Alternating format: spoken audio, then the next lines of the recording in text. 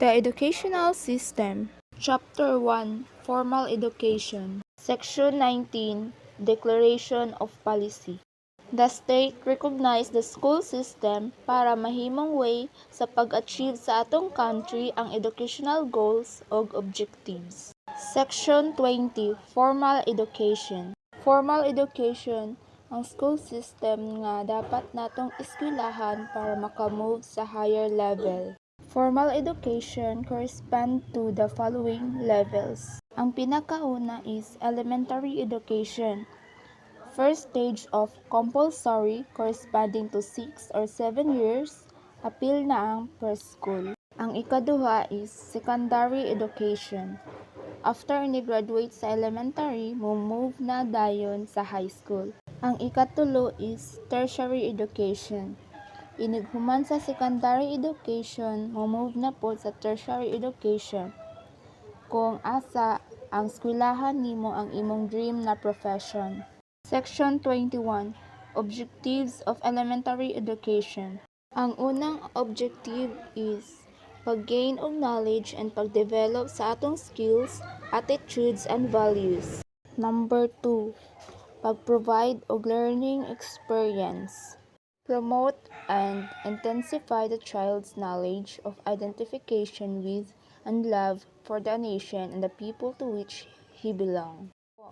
Number 4, promote work experiences which develop the child's orientation to the world of work and creativity and prepare himself to engage in honest and gainful work. Section 22, Objectives of Secondary Education. Number 1, to continue to promote the objective of elementary education. 2, to discover and enhance the different aptitudes and interests of students so as to equip with skills for productive endeavor and prepare him for tertiary schooling. Section 23, Objective of Tertiary Education. Number 1, provide a general education program that will promote national identify cultural consciousness, moral integrity, and spiritual vigor.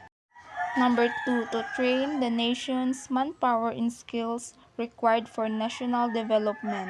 Number 3, pag-develop sa professionalism. Number 4, to advance knowledge through research work and apply new knowledge for improving the quality of human life and responding effectively to changing societal needs and conditions. Chapter 2, Non-Formal Education and Specialized Educational Services. Section 24, Specialized Educational Services. Recognizing its responsibility to provide within the context of the formal education system. Number 1, work education or practical arts. A basic education para ma-develop ang right attitudes. Number 2, special education. Kini nga education is para sa mga tawo nga physically, mentally, emotionally, socially, or culturally different from so-called normal.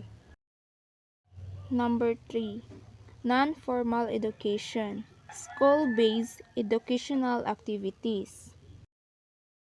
Mauni ang tulo ka objectives sa non-formal education. A, raise the level of functional literacy. B, provide unemployed and underemployed youth and adults appropriate vocational skills. O C, develop the proper values and attitudes. Section 25. All schools shall establish in accordance with law, even ma-private man o ma-public, dapat nagsunod sila sa batas. Section 26. Definition of terms.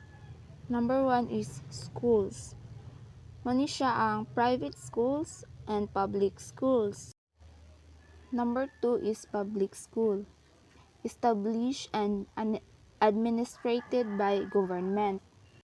Number 3 is private school. Maintained and administrated by private individuals or minor groups. Educational operations of schools shall be subject to the prior authorization of the government.